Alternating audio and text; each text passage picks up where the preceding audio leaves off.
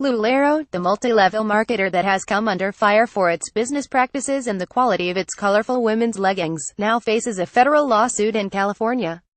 The company is accused of being an illegal pyramid scheme and of violating a federal racketeering law that has been used to target members of organized crime. The suit was filed October 23 by California residents Aki Berry, Tiffany Sheffer and Cheryl Hayton on behalf of all Lularoe consultants, people who sell its products since 2013. It alleges violations of California state law along with the Racketeering Influenced and Corrupt Organizations Act (RICO). Among the allegations are that Lularoe duped people into becoming non-employee distributors by falsely claiming that they could earn time pay for part-time work. Once consultants signed up, they were pressured to invest and reinvest by purchasing defendants' clothing products regardless of whether they were able to sell their inventory, the 27-page case says.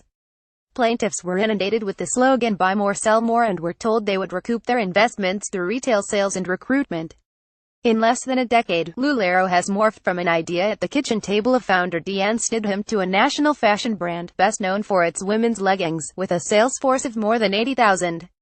The firm, which is headed by Deanne Stidham's husband, Mark, claims that its distributors, also known as independent fashion consultants, have generated more than $2 billion in retail sales since January, more than double from the same period a year earlier.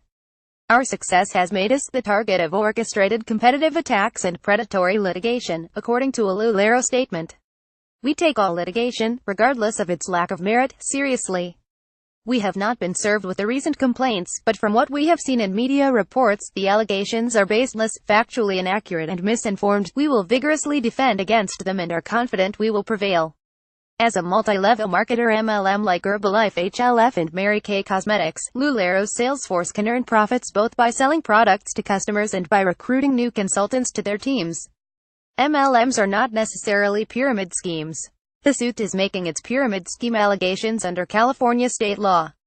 No federal definition of the term exists. Our firm is in contact with over 150 witnesses who appear ready to support the allegations of the complaint, attorney Joshua H. Watson of Sacramento-based Arnold law firm wrote in an email to CBS Money Watch.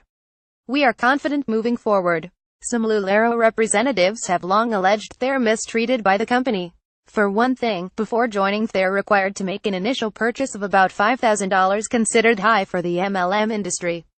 They're also forced to take whatever garments Lularoe provides them and face stiff competition as Lularoe focuses on expanding its sales force at the expense of retail sales, according to the suit.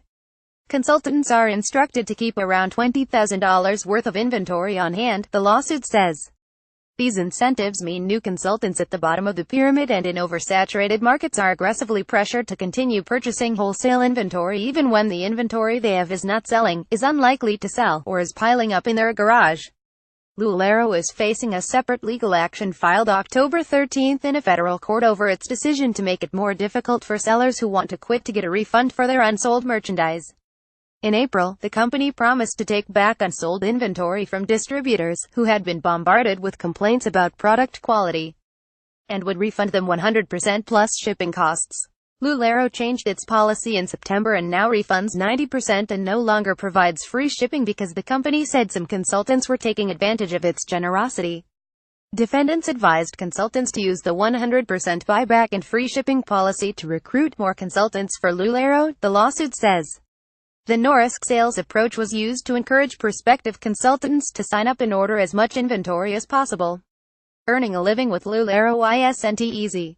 The company's latest income disclosure statement from 2016 shows that about 75% of all representatives earned no bonus.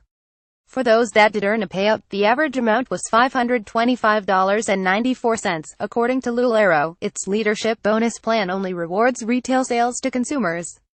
The company has put hundreds of millions of dollars in the pockets of independent fashion retailers across America who are building their own small businesses, according to a statement. According to blogger Christina Hinks, a former Lularoe consultant turned company critic, sales leaders called mentors are starting to unload merchandise to members of their teams known as downlines at a discount. That could indicate that they had previously purchased inventory in order to qualify for bonuses that are based on orders, according to Hinks. They are starting to liquidate because the demand isn't there, she said. Even looking at Google Trends, Lularoe has begun to drop in interest. The end is coming, and they all know it. Lularoe seems particularly sensitive to criticism. The company filed suit against Hinks in Illinois state court in September, demanding that she identify her sources for critical blog posts about the company that she published on her site Mommygiver. Lularoe argues in court documents that Hinks isn't a journalist and doesn't deserve the protections afforded to members of the press. She has vowed to fight the company. Lularoe said the legal action was necessary to protect the interests of Lularoe and the more than 80,000 independent fashion retailers who sell Lularoe pieces to consumers, and to secure their confidential and trade secret information.